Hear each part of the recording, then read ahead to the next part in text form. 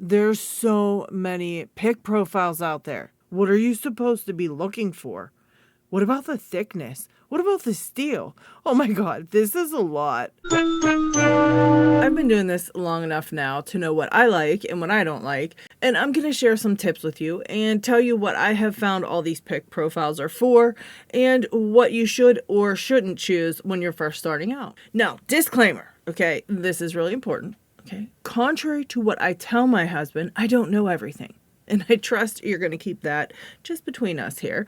But my point is that, these are my personal opinions and my own personal findings. And also, pick preference and what people use them for is really kind of fluid. Okay, it is pretty fluid. So I'm going to give you like a generalization on this stuff. All right. And you can take it from there. First, let's talk about why every single different pick manufacturer's picks allow you to feel like different kinds of feedback, even though it could be the same pick profile. Well, that's completely dependent on the steel and how it's basically made or prepared. So without getting too technical, there are two main types of steel that you find in a lot of lock picks. There's 301 high yield stainless steel, and there is 420 hardened stainless steel.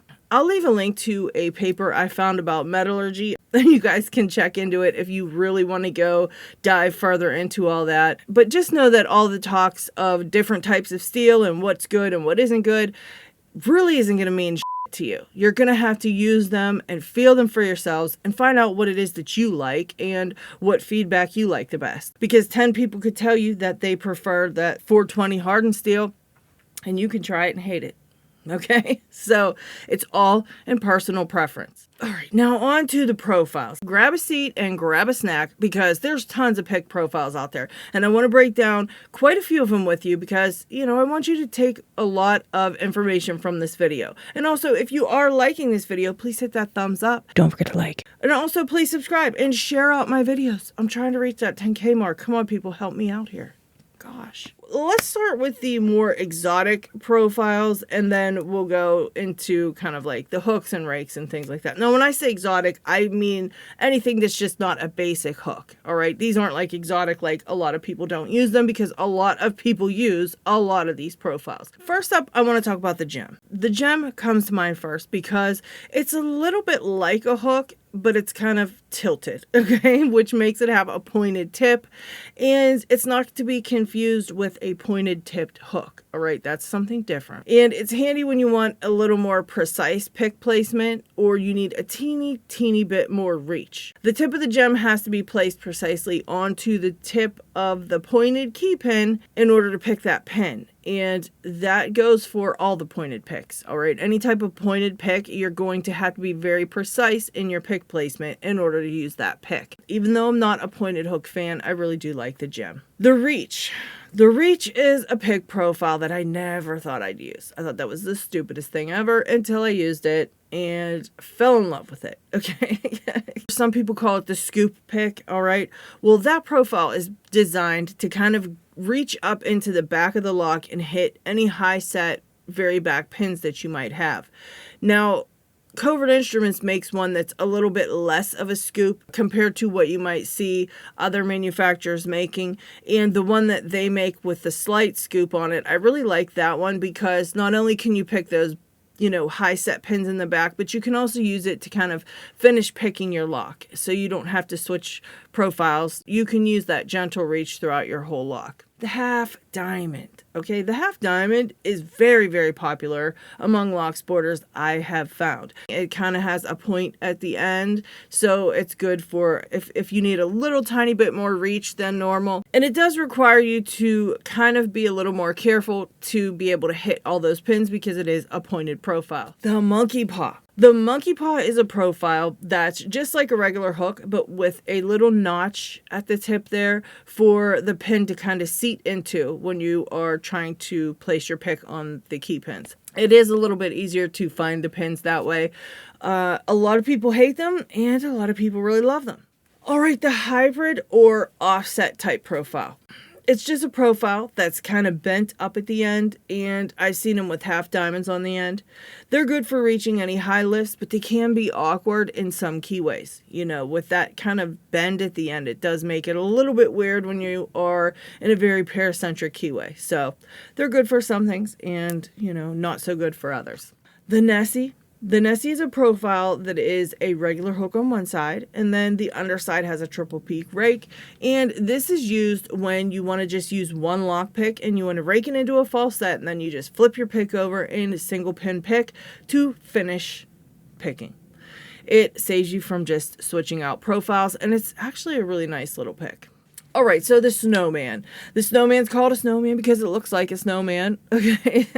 I've not used them on literally anything ever, but people say they are useful on some wafer locks. The McTickler and the double McTickler. These are kind of new on the scene, and they were created by McNally himself.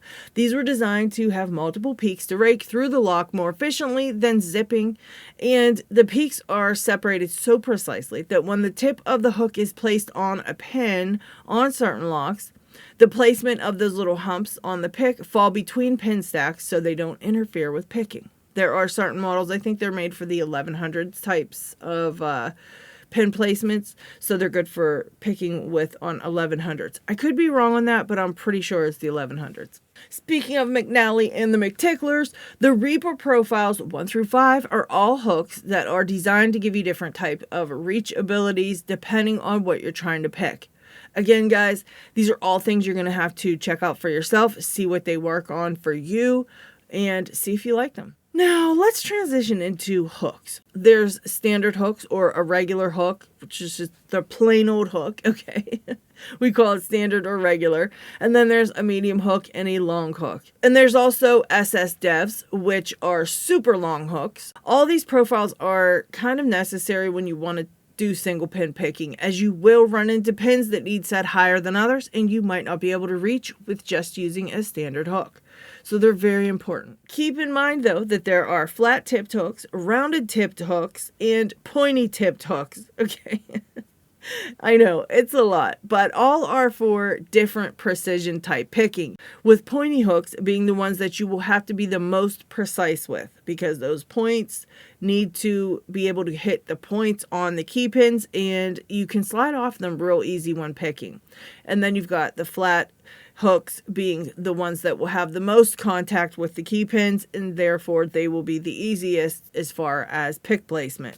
Okay, so for rakes, there's a double peak, there's a quad peak, there's quint peaks. There's snake rakes, worm rakes, city rakes, and even a dimple rake out there. All right, they're all different, and they're useful on different locks, bidding dependent. What I mean by that is some locks will be bidded so crazily that a rake's not going to work no matter which rake you try, okay?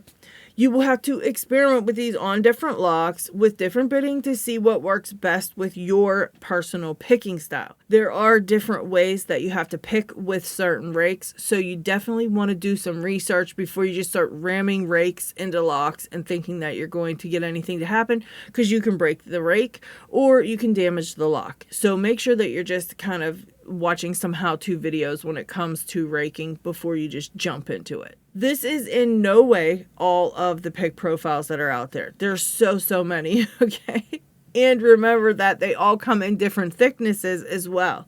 So you're going to have to experiment with different types of profiles with different thicknesses and see just, you know, what works best for you. And you have to be patient. It's a learning curve, and you don't need to buy every single pick profile starting out, all right? And that's what we're going to talk about now. As far as what I would recommend for beginners, I would have to recommend the standard, medium, and long hooks, the double peak rake, the gentle reach, and the gem and the McTickler. Those are probably my favorite profiles for beginners, and I would say to get them in 25,000s because that way they're thicker, and if you do happen to use a little bit too much tension, you are less likely to break your pick, and also because the thicker your pick is, the more feedback you'll be able to pick up with it.